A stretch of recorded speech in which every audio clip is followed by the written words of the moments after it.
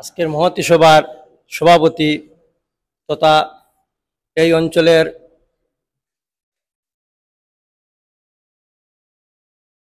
প্রাক্তন শিক্ষক আমার নিজাম ভাই সাহেব তথা বর্তমান শিবপুর বাসকান্দি অঞ্চলে জেলা পরিষদ প্রতিনিধি এফএ ডিগ্রি কলেজের অধ্যক্ষ মহাশয় তথা আমার সাদিক মোহাম্মদ, আরও সম্মানিত ব্যক্তিগর্ব এবং জিপি সদস্য বৃন্দের প্রতিনিধি ও নাগরিক মঞ্চের প্রগতিশীল যুবক ভাইরা, আজকে বক্তব্য দীর্ঘ করব না, একটি কথাই বলতে চাই যে গোবিন্দপুর আলগাপুর জিপিতেও ছিলাম আমরা, এমনকি আমি বয়সে রুবেলবালি জিপিও পেয়েছি, কিন্তু কোনোদিন আমার মনে নাই দেখিনি যে এইভাবে সম্বর্ধনা দেওয়া হয়েছে আর কি। এটার জন্য প্রথম বাসকান্দি নাগরিক মঞ্চের কাছে নিজে কৃতজ্ঞ, আমার সভানেত্রীর এবং আমরা 10 সদস্য বিশিষ্ট সবাই এই মঞ্চের কাছে আমরা কৃতজ্ঞ, চিরকৃতজ্ঞ। এবং আমি আমার বক্তব্য দীর্ঘ করব না, আমার নিজাম ভাই সাহেব প্রথম বলেছেন যে, আর আমার যে জেলা পরিষদ প্রতিনিধি রাজুও সেও বলেছে একটি কথা যে আমরা 10 জন সদস্য এবং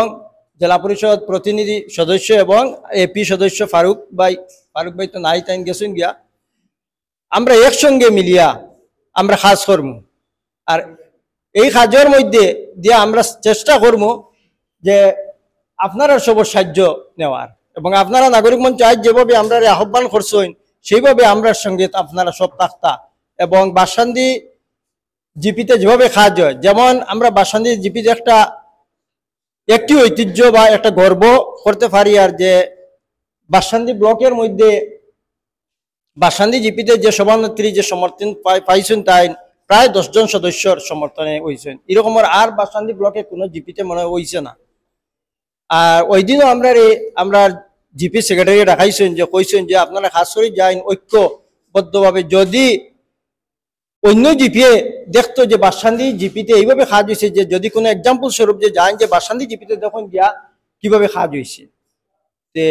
এটা আমি ওটাও হই আর যে আপনারা যদি আমরা সাথে থাকেন, আর আমরা যদি 10 জন সদস্য এবং আমার জেলা পরিষদ সদস্য বা আমার এপি সদস্য আমরা লগে থাকেন, আশা আমরা বাসকান্দি ব্লকের মধ্যে বিভিন্ন জিপির থেকেও আরো ভালোভাবে সুন্দরভাবে কাজ করতাম, এবং আপনারাও আমরা লগে থাকতাম, সবসময় আপনারা সাহায্য সহযোগিতা পাইতাম। এবং আপনারা যে উদ্দেশ্যে যে আমরা যে আহ্বান করছেন, আমি আশা করি এই নাগরিক মঞ্চ আগে দিয়ে